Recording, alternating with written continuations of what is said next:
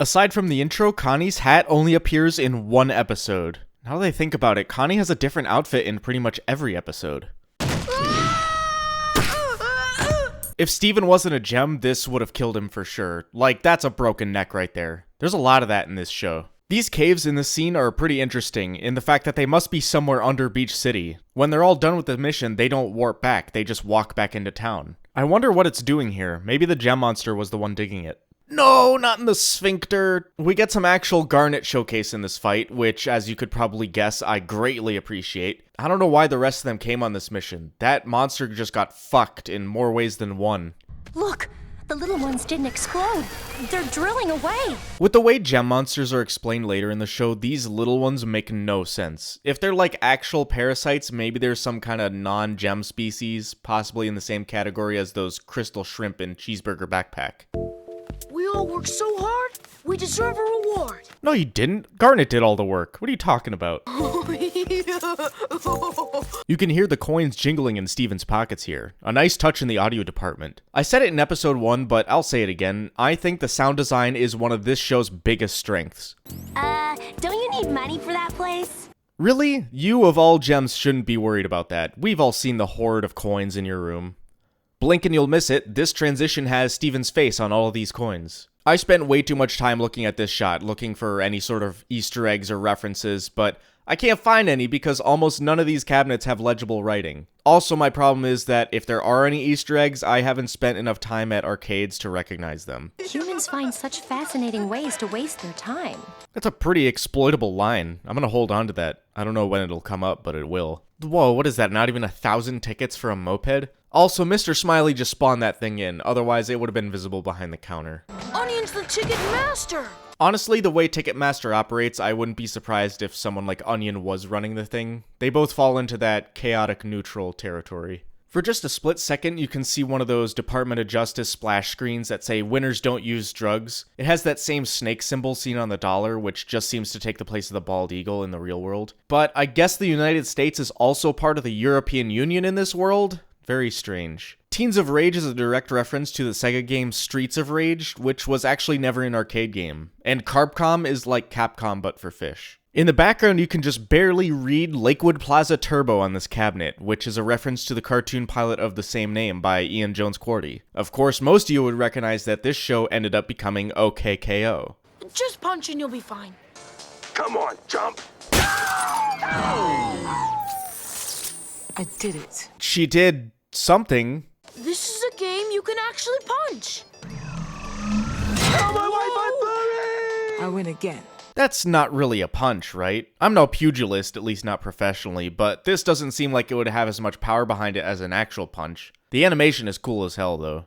How about that one? Meat Beat Mania.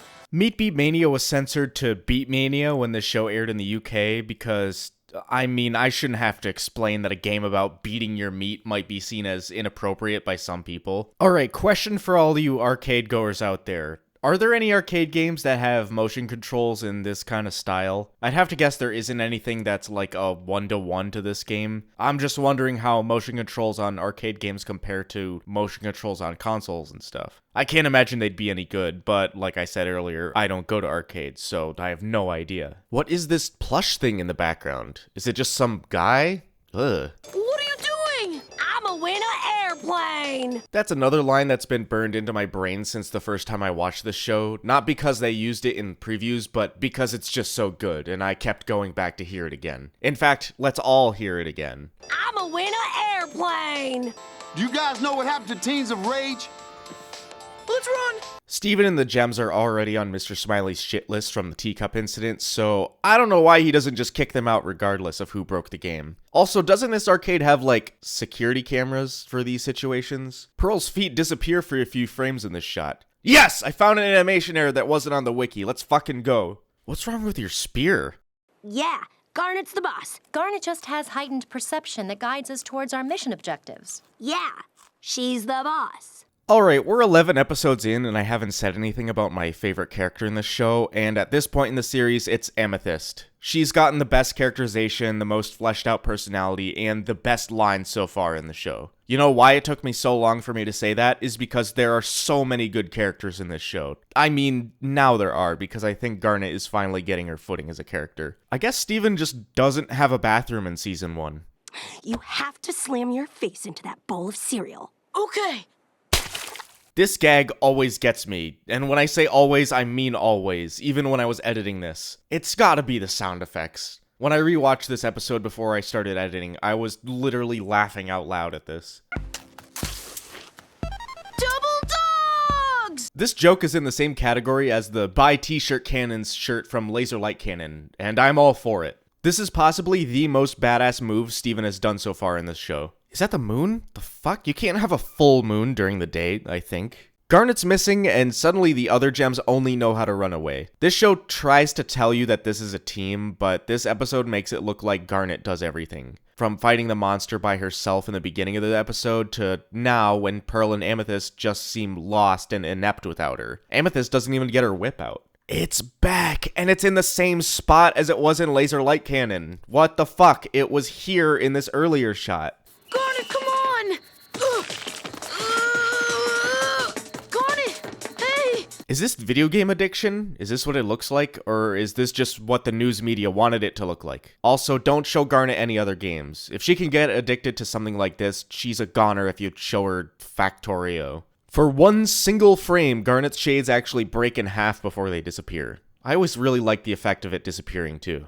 Also, kind of a pretty obvious one, but a lot of people watching this show for the first time would already think something is up with Garnet. She's got 2 gems, she almost never talks, she's tall as hell and strong as hell, and now she has 3 eyes. If you weren't already suspicious of Garnet at this point, you would definitely smell something fishy now. This is the first time Garnet is shown to have electricity powers. Only Garnet has it, and it comes up a few times throughout the show, but it's totally overshadowed by Fusion and Future Vision. I bet you didn't even remember that Garnet had electric powers. I have to win! I don't know what makes Steven think he can beat Garnet, who's been playing quite literally since the sun came up. Honestly, give her another hour or 2 and she'd probably hit this game's kill screen. Actually, this game is probably too modern for that. This is it! Yeah, get that fucking foot action! Ah, yes, Steven Universe, the show that tells you if nothing else works, violence is the answer. I like that Garnet smashing the games earlier kinda set up this conclusion, though. Like, the only way to beat the game is to physically beat the game. You've been breaking my game!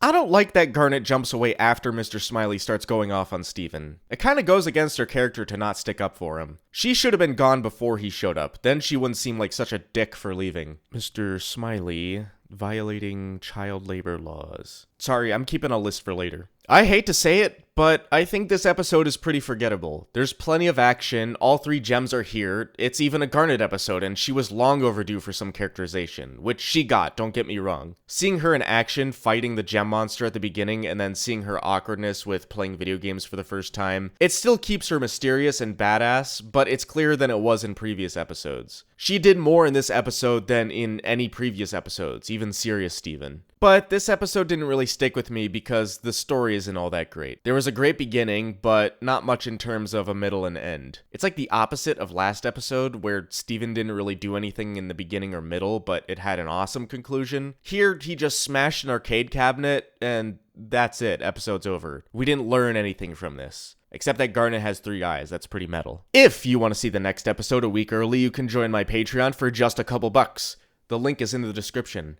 Shout out to my journeyman patrons, Fiore Army, I hope I'm saying that right, and Scala LD. The next episode is a big one. It's about a giant woman.